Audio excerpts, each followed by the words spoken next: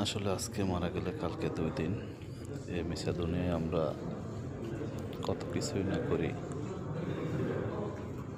এই অকাল মৃত্যু দেখে মনে হয় আগামী দিন আমি বাঁচব কিনা। আসুন আমরা সবার সাথে সৌহার্দ্যপূর্ণ আচরণ করি, কারোর সাথে খারাপ ব্যবহার করব না। আল্লাহর ডাকে আমাদের সবাইকে সাড়া দিতে হবে।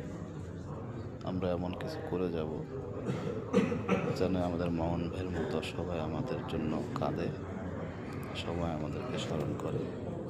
আজকে মামুন ভাইয়ের লাশ পড়ে আছে এখানে, আমরা সবাই ওনার জানাজায় আসছি। সবাই মামুন ভাইয়ের জন্য দোয়া করবেন।